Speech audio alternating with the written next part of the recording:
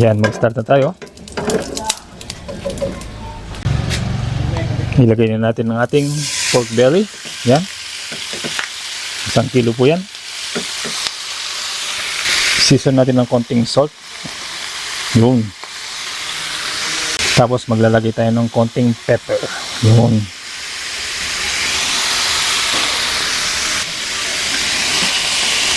Halu-haluin natin hanggang maging brown na ang pinaka outer layer niya. So ang prosesong ito medyo matagal po kasi gusto natin brown po talaga ang pinaka outer layer ng ating mga pork belly. Yun, para lumabas ang lasa nila. Yan. So balik po tayo mamaya. See you later po. Yan. Balikan po natin. Kung makita niyo po, brown na po ang pinaka outer layer ng ating pork belly. Kabagayan po yung tsura ng ating pork belly, additional na lasa yan. Kasi meron siyang brown. Pero kung ano lang siya, normal lang siya, hindi siya ganun kalasa. Okay? Panigurado, panalo po yung ating ulam for today. Yan. So, next step po natin, magigisa tayo ng luya. Yan. Ito po ang ating luya. Lagyan na po natin. Isama na po natin. Ouch! Sakit. Tumalsik po yung mantika. Yan. So, gisa-gisa lang natin yan ng mga 1 hanggang 2 minuto hanggang lumabas na yung lasa ng ating luya. Okay? Makalipas ang 1 minuto, so ilalagay na pa naman natin yung bawang at sibuyas. Okay?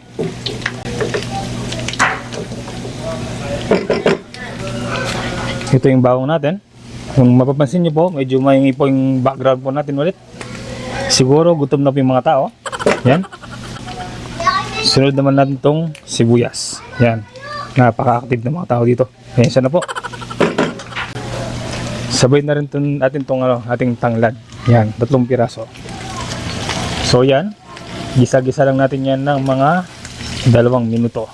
Hanggang tuluyan ng maluto ang mga aromatics natin. Para maglabas sila ng malinamnam at masarap na lasa. Yun. Ayan. Lumabas na ang amoy ng ating bawang. Yung sibuyas naman, malambot na. Yun. So, sign na yan na maglalagay tayo ng tubig mamaya. Okay? Maglalagay tayo ng tubig kasi gusto natin palambutin ang ating karne. Konti lang po. Okay? Konting tubig lang. Yun. Tapos, takpan natin sa mahinang apoy hanggang lumambot na ang ating mga karne. Balik po tayo. Ayan. Balikan po natin. Yun. Panigurado, malambot na po yan. Ayan, check po natin. No, malambot na oh. Grabe, lambot. Melts in your mouth. Yun. Okay, next step mo tayo. Next step po natin, maglalagay po tayo ng bagoong. Maraming bagoong, mas masarap. Yan. Tapos maglalagay tayo ng gata. Yan. Konting gata lang. Kasi ang gusto natin mangyari sa ating luto, tuyo. Tuyong Bicol Express. Tinuro po yan ng aking kaibigan na Bicolano. Yan. So ngayon, haluin natin. Yun. Haluin natin hanggang well blended na sila. Yan.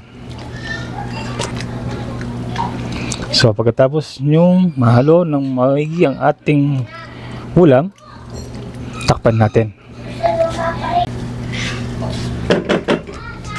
Takpan natin hanggang matuyo or magmantika ang ating Bicol Express. Yan. Balik po tayo mamaya. Yan. Balikan po natin. After 10 minutes, yun oh, nagmamantika na po. Ayan, pakita ko lang po kung gaano siya kasarap. Nagmamantika na po ang ating sarsa. Paldong-paldo po yan sa kanin.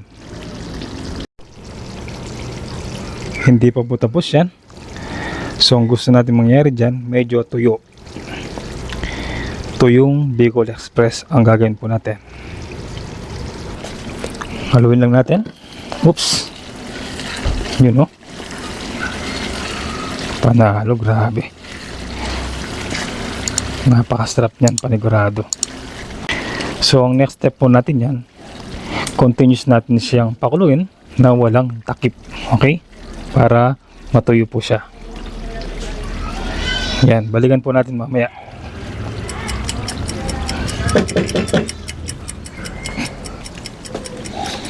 Ayan, balikan po natin. Yun o. Grabe.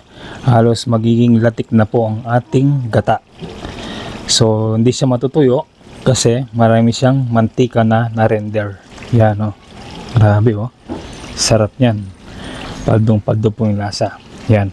So, next step po natin. Malapit na po tayong matapos. Maglalagay po tayo ng ceiling green. Yan. Nasa inyo po kung gaano karaming lalagay nyo. Sa aming mag-asawa, hindi namin kailangan ng maraming sili. Pero panigurado, maanghang po yan. So gagawin lang natin yan, hahaluin. At pagkatapos, ready na pong iserve yan. Okay? Panalong panalo po. Yan o. Yan, papakita ko po siya ng malapitan. Para makita nyo po yung texture ng gata natin. Yan, nakita nyo po ba? Tuyo po siya. Nagiging basa lang siya dahil sa mantika. Yan. Okay? Napakasarap po niyan, panigurado.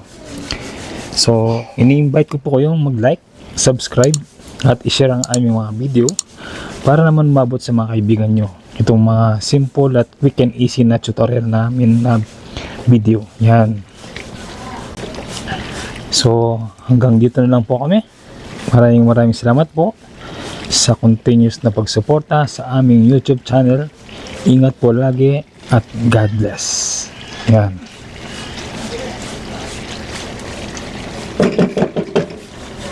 Approve.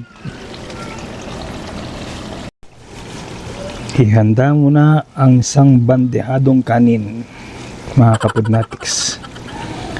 Grabe yan, oh. Panalong panalo yan.